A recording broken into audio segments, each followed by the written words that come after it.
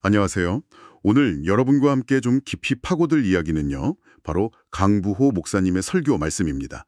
여호수아 11장 그리고 12장을 중심으로 다루고 있는데요. 순종이 어떻게 보면 놀라운 승리를 가져오기도 하지만 동시에 그 순종이 뭐랄까 조금이라도 미완성에 그쳤을 때 이게 또 어떤 그림자를 남기는지 아주 날카롭게 분석하고 있더라고요.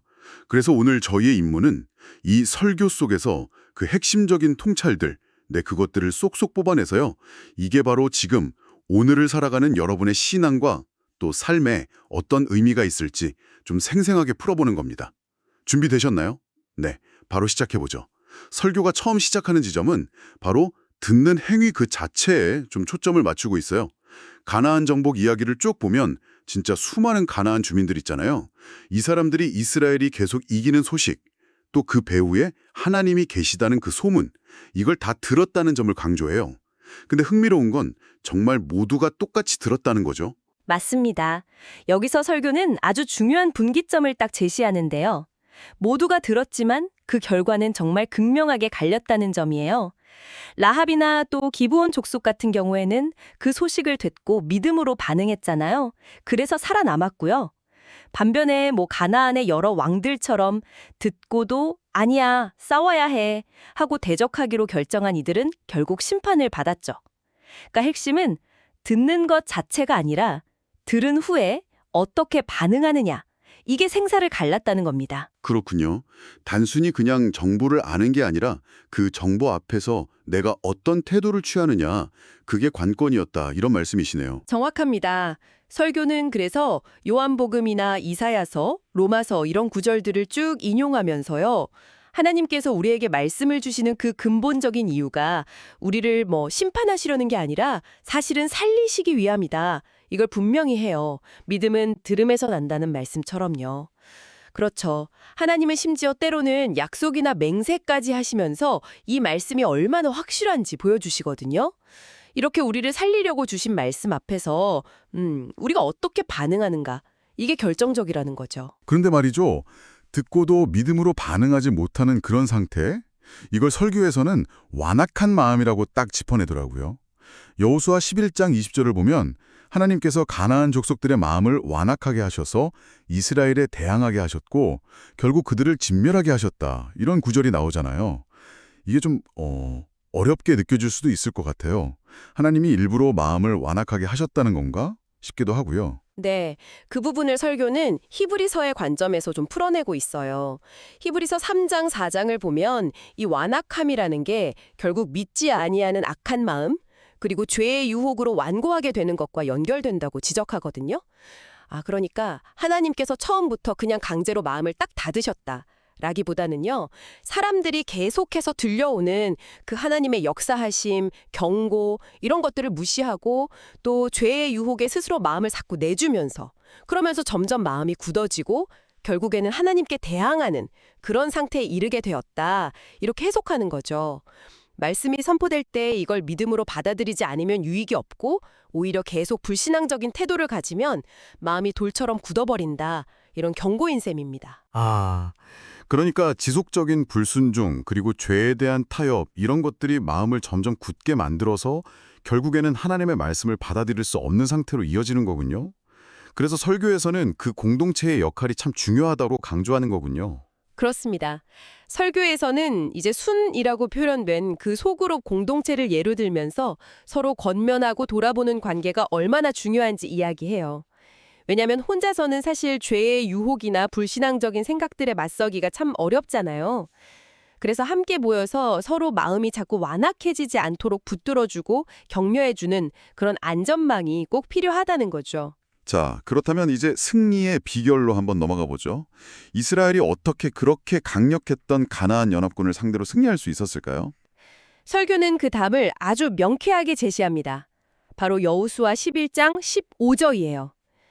여호와께서 그의 종 모세에게 명령하신 것을 모세는 여호수아에게 명령하였고 여호수아는 그대로 행하여 여호와께서 모세에게 명하신 모든 것을 하나도 행하지 아니한 것이 없었더라.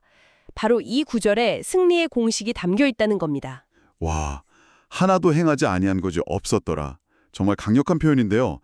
문자 그대로 그냥 100% 순종했다 이 말이잖아요. 네, 바로 그 완전한 순종입니다. 하나님께서 명령하신 모든 것을 정말 하나도 빠짐없이 그대로 행했던 것. 이것이 여호수아서 전체를 통해서 드러나는 승리의 핵심 동력이었다라고 설교는 강조합니다. 뭐 인간적인 전략이나 힘이 아니라 하나님의 명령에 대한 철저한 순종. 이것이 약속된 땅을 차지하게 한 비결이라는 거죠. 그런데 여기서 정말 머리를 갸웃하게 만드는 부분이 딱 나와요. 방금 15절에서 여호수아가 모든 것을 하나도 빼놓지 않고 다 행했다. 이렇게 분명히 선언했잖아요. 그렇죠? 근데 불과 몇 절 지나지 않은 22절을 딱 보면 이스라엘 자손의 땅에는 아낙 사람이 하나도 남지 아니하였고 가사와 가드와 아스돗에만 남았더라. 이렇게 기록되어 있어요. 잠깐만요. 모든 것을 다 했다면서요. 근데 왜 특정 지역에는 그 거인족 후예라는 아낙 자손이 남아있다고 하는 거죠? 이건 뭐 명백한 모순처럼 보이기도 하는데요. 바로 그 지점입니다. 설교자는 이 겉보기에 모순처럼 보이는 구절이 사실은 엄청나게 중요한 메시지를 담고 있다고 역설해요. 왜 성경은 완전한 순종과 승리를 선언한 바로 그 직후에 이 남겨진 존재들, 이 미세한 불완전함에 대한 기록을 굳이 남겼을까요? 이게 단순히 뭐 기록하다가 실수한 걸까요? 아니면 뭔가 의도된 메시지가 있는 걸까요? 의도된 메시지라면 어떤 메시지일까요? 가사, 가드, 아스돗. 이 도시들이 뭔가 좀 특별한 의미가 있는 건가요? 네, 설교는 바로 이 세 도시의 이후 역사를 추적하면서 와, 정말 소름 돋는 연결고리를 찾아냅니다. 여호수아 시대의 그 아낙 자손이 남겨졌던 바로 그 도시들. 이 도시들이 훗날 이스라엘 역사에서 가장 뼈아픈 고통과 치욕의 무대가 된다는 사실을 밝혀내죠. 뼈아픈 고통과 치욕의 무대요. 구체적으로 어떤 사건들이 있었는데요? 설교에서 딱 짚어주시듯이 첫째, 가사. 여기는 사사기 16장에서 삼손 이야기의 아주 비극적인 종착지입니다. 그 블레셋 여인 들릴라에게 속아서 힘의 근원인 머리카락 다 잘리고 두 눈 뽑힌 채로 맷돌 돌리면서 조롱거리로 전락했던 곳, 거기가 바로 가사예요. 하나님의 능력을 받았던 사사가 이방 민족에게 그렇게 처참하게 능욕당한 이스라엘에게는 정말 잊고 싶은 치욕의 장소죠. 아, 삼손의 마지막이 거기였군요. 네네. 둘째, 가드. 가드는 어떤 인물이 딱 떠오르시나요? 가드. 아, 골리앗. 그렇죠. 맞습니다. 사무엘상 17장에 등장하는 거인 골리앗의 고향이 바로 가드입니다. 그 골리앗이 이스라엘 진영 앞에 딱 나와서 하나님이랑 이스라엘 군대를 막 모욕할 때 사울 왕 포함해서 모든 병사들이 두려움에 벌벌 떨면서 아무도 못 나섰잖아요. 물론 나중에 이제 소년 다윗이 믿음으로 딴 나가서 그를 쓰러뜨리지만 그 전까지 이스라엘 전체를 공포와 무력감에 빠뜨렸던 존재. 그 존재가 바로 이 남겨진 아낙 자손의 후예일 수 있는 가드 출신 골리앗이었다는 겁니다. 와, 그럼 마지막 아스돗은요? 거긴 또 어떤 일이 있었죠? 아스돗. 여기는 사무엘상 5장에서 이스라엘 역사상 가장 굴욕적인 사건 중 하나가 벌어진 곳입니다. 블레셋과의 전투에서 져가지고 하나님의 임재와 언약의 상징인 법궤 있잖아요. 이걸 빼앗겨요. 이스라엘 백성들에게는 정말 상상조차 할 수 없는 패배였고 수치였죠. 그 법궤를 빼앗아서 블레셋 사람들이 자기네 다곤 신전에 두었던 곳이 바로 아스돗입니다. 와, 이건 진짜 충격적인데요. 가사, 가드, 아스돗. 그러니까 여호수아가 큰 틀에서는 분명히 승리했지만 아마 전쟁이 너무 길어지니까 좀 지쳤거나 아니면 뭐 이 정도 남은 건 괜찮겠지. 대세에 지장은 없을 거야. 이렇게 생각하고 완전히 처리하지 않고 남겨둔 그 작은 불씨들. 그게 결국 후대에 이스라엘 전체를 끊임없이 괴롭히고 발목을 잡는 심각한 문제의 근원, 말 그대로 화근이 되었다는 거네요. 정확히 그 점을 설교는 아주 날카롭게 파고듭니다. 이 정도는 괜찮겠지 하고 남겨둔 작은 타협. 아유, 나중에 처리하지 뭐 하고 미뤄둔 죄의 습관. 이것까지는 좀 하고 불순종했던 영역들. 당장은 이게 뭐 별것 아닌 것처럼 보일 수 있지만 그것들이 우리 영적인 토양에 그대로 남아있다가 결국에는 삼손처럼 우리를 무너뜨리고 골리앗처럼 우리를 두렵게 만들고 심지어 법궤를 빼앗긴 것처럼 하나님의 영광을 가리는 결과까지 초래할 수 있다는 거죠. 아주 강력한 경고입니다. 작은 균열이 댐을 무너뜨리는 것과 같은 그런 원리죠. 와, 단순히 그냥 과거의 역사 이야기가 아니라 지금 우리의 신앙생활을 돌아보게 만드는 정말 현실적인 경고네요. 그런데 설교는 여기서 한 걸음 더 나아가죠. 여호수아 11장 23절에 그 땅의 전쟁이 그쳤더라. 이 구절에 대해서도 좀 다른 각도에서 질문을 던지는데요. 네, 전쟁이 그쳤다. 언뜻 보면 이제 평화와 안식이 찾아왔구나, 해피엔딩처럼 들리잖아요. 오랜 전쟁 끝에 찾아온 휴식이니까요. 하지만 설교는 이어서 나오는 성경 구절들을 통해서 이 멈춤이 과연 온전한 순종의 결과인지, 아니면 혹시 멈춰야 할 때가 아닌데 멈춰버린 것은 아닌지, 이걸 좀 질문하게 만들어요. 멈춰야 할 때가 아닌데 멈췄다니요? 그게 무슨 뜻이죠? 바로 다음에 나오는 여호수아 13장 1절을 보면요, 하나님께서 이미 나이가 많아 늙은 여호수아에게 좀 충격적인 말씀을 하세요. 너는 나이가 많아 늙었고 얻을 땅이 매우 많이 남아있도다. 전쟁은 그쳤다고 했는데 아직 얻어야 할 땅이 매우 많이 남아있다는 거예요.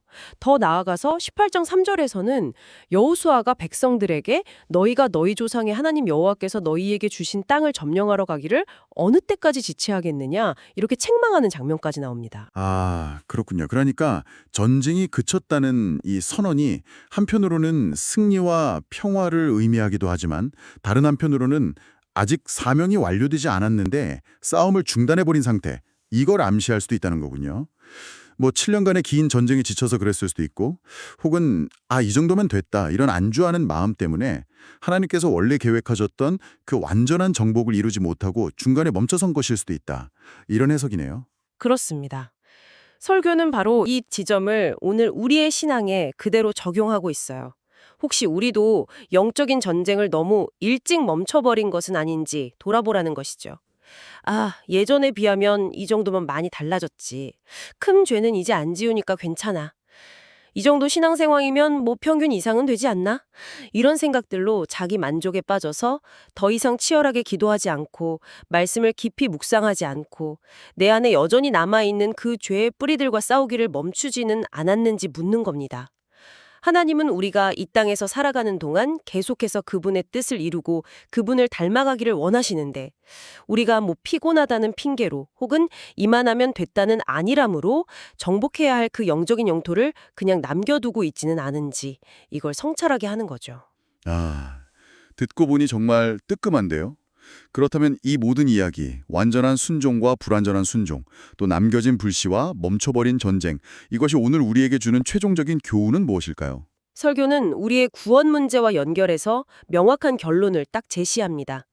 우선 우리의 영원한 생명과 구원을 위한 그 결정적인 싸움은 예수 그리스도께서 십자가에서 이미 완벽하게 승리하셨다는 사실, 이걸 강조해요. 우리의 어떤 행위나 노력으로 거기에 뭔가를 보탤 필요가 전혀 없는 전적인 은혜의 선물이라는 거죠. 이게 가장 중요하고 근본적인 진리입니다. 네, 그렇죠.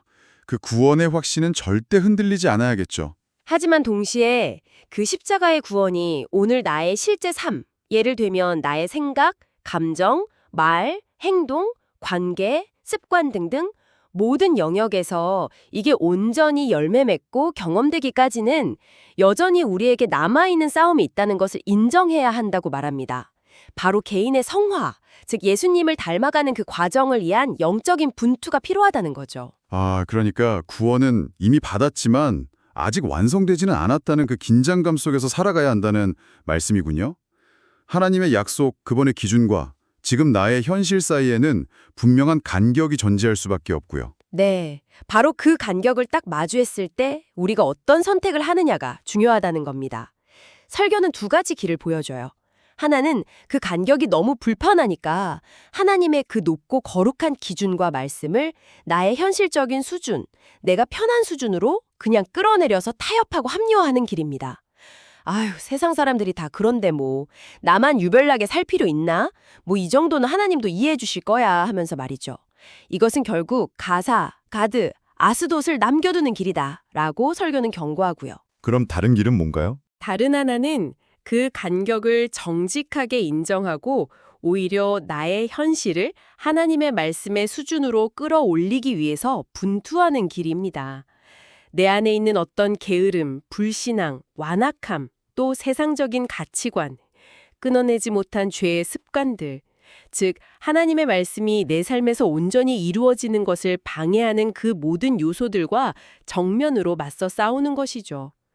물론 이 싸움은 내 힘만으로는 불가능합니다. 절대. 그래서 성령님의 도우심을 간절히 구하고 또 공동체와 함께 서로 격려하면서 나아가야 하는 거고요.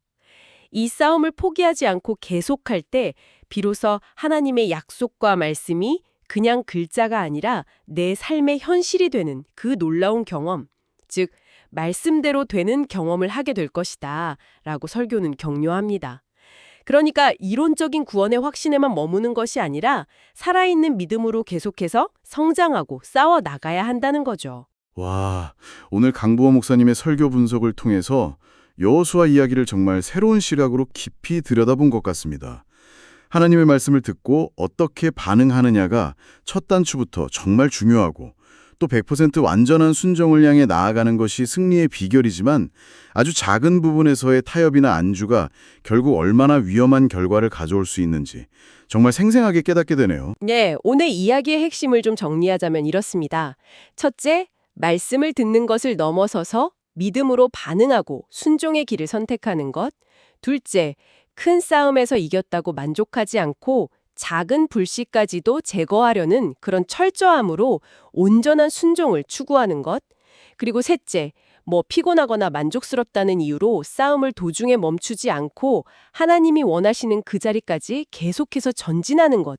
이것이 바로 우리 삶에서 하나님의 약속을 온전히 누리는 길이다라는 메시지였습니다. 네, 오늘 이 이야기를 들으시면서 혹시 여러분의 삶 속에도 에이, 이 정도면 괜찮겠지 하고 슬쩍 눈 감아버린 영역, 여러분 자신만의 가사와 가드와 아스돗은 없는지 한번 조용히 돌아보는 시간을 가져보시면 어떨까요?